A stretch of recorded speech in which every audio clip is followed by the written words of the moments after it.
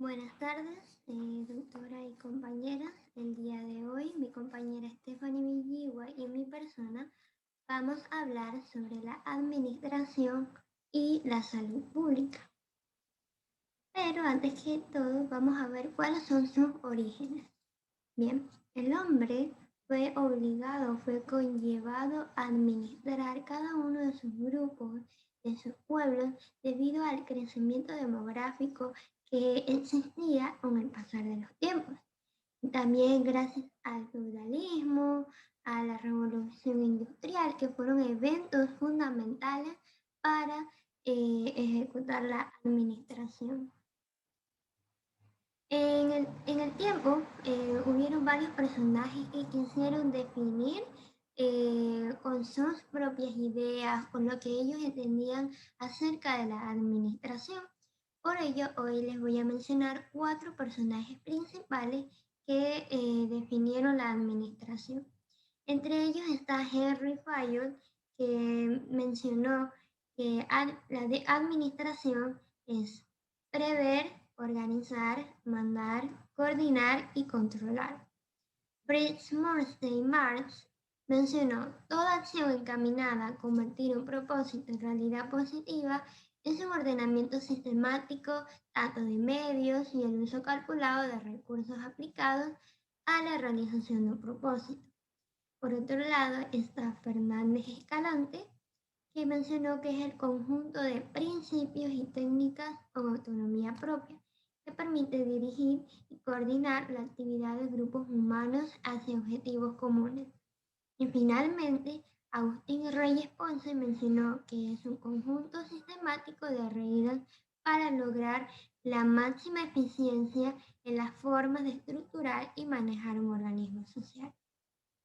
Si bien es cierto, cada uno pensaba de una manera distinta, pero no se aleja de lo que es el enfoque de la administración, porque cada una de estas menciona acerca de una organización.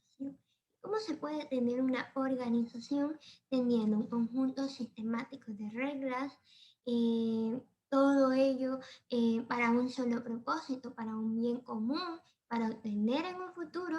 Y también no solo se trata de reglas, de delegaciones, de controlar, de mandar, no, sino también se trata de principios. Por otro lado, con el pasar del tiempo en el siglo XX surgieron algunas teorías de las cuales les voy a mencionar en este momento. La teoría científica surgió en 1903 por este personaje Frederick Taylor. Este hombre mencionó que la administración realmente pone énfasis en las tareas y el enfoque organizacional, es decir, en cuántas actividades se vayan a realizar en una administración. Luego surgió la teoría clásica en 1916 por el hombre Henry Fayol, que fue mencionado anteriormente. Él tuvo una perspectiva estructuralista, pero tuvo un enfoque organizacional y se centró en la organización formal. De aquí es que nacen los elementos básicos de una administración, que son la planificación, la organización, la dirección y control. Y estos cuatro elementos se van a ir describiendo detalladamente a lo largo de esta exposición. La teoría estructuralista, que surgió en 1947 por James Barham, este tuvo una teoría sobre la estructura organizacional, pero no solo se basó en personas, sino también en el ambiente, y también se enfocó en lo que es la organización múltiple y globalizadora.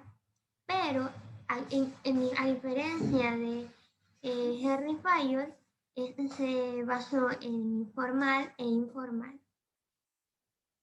Luego sigue la teoría del comportamiento en 1950 por Abraham Maslow, que realmente él tuvo una perspectiva conductista y también se basó en la organización formal e informal.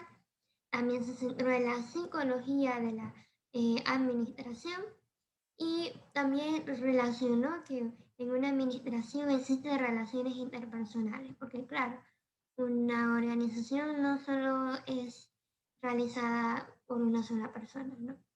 Luego surgió la teoría de los sistemas en 1951 por Ludwig von Bertalanffy. Este tuvo una perspectiva integradora. ¿Qué quiere decir esto? Que pudo em, atribuirle cada una de las características de las teorías anteriores mencionadas.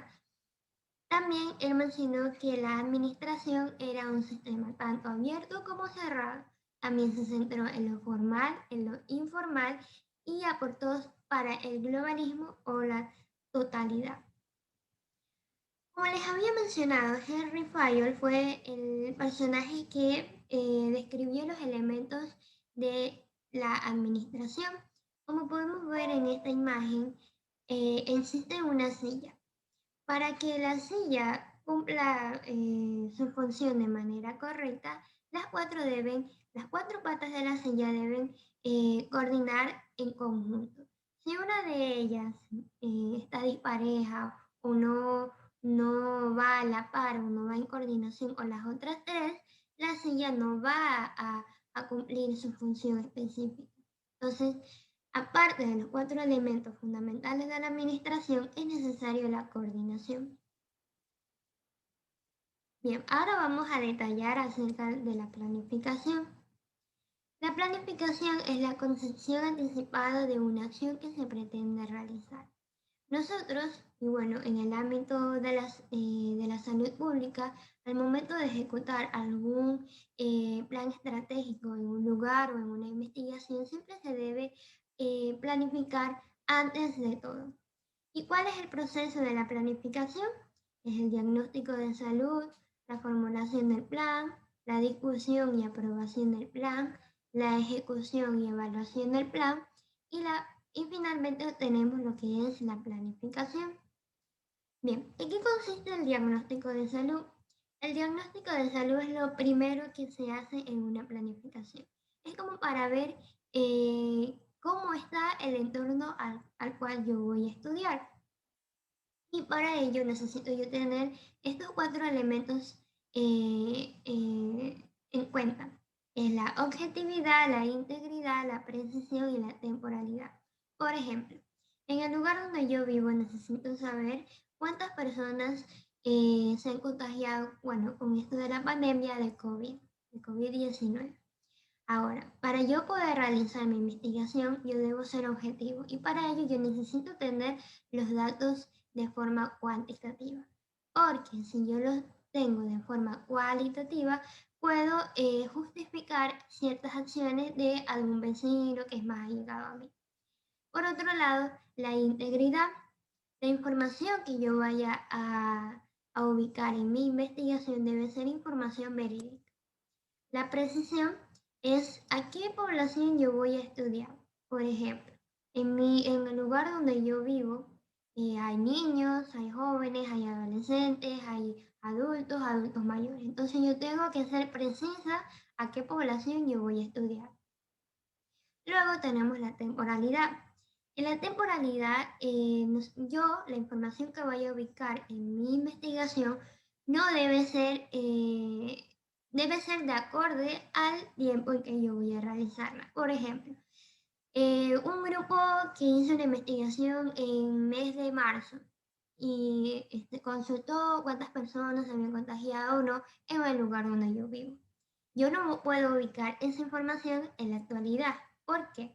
Porque puede que en ese entonces no haya ninguna persona en el lugar donde yo vivo, contagiada de COVID. Pero en estas alturas puede que haya personas contagiadas, otras recuperadas, incluso hasta personas fallecidas. Entonces yo debo tener cuidado también con el tiempo en cuando yo voy a realizar el diagnóstico de salud.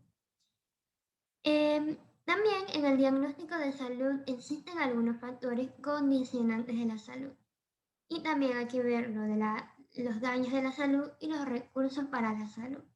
Los factores condicionantes de la salud se dividen en cuatro ámbitos, que es la ubicación geográfica según el lugar donde vive, si influye el clima, entre otros factores externos. También están los datos demográficos. cuántas personas hay, según el género, el número de género, o sea, cuántas mujeres, cuántos hombres, los datos socioeconómicos. ¿A qué me refiero con esto? Cuántas personas están activas, tienen trabajo, tienen ingresos económicos, si son casados, son solteros, son viudos, y el saneamiento del medio, si tienen agua potable, alcantarillado, fábricas contaminantes cerca del lugar. Los daños a la salud, yo tengo que estar informada sobre cada cuadro clínico de las personas a quien yo vaya a investigar, porque también son influyentes en el diagnóstico de la salud. Y los recursos para la salud son, tengo que verificar si yo tengo los recursos necesarios para ejecutar mi plan. Ahora, vamos a ver la formulación del plan, que es parte de la planificación.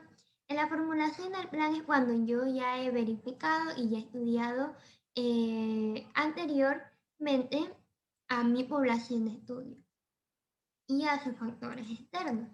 En la formulación del plan yo debo también tener en cuenta cuatro puntos importantes, que son la vulnerabilidad, la magnitud, la trascendencia y el costo. Pero todo esto en relación con el daño.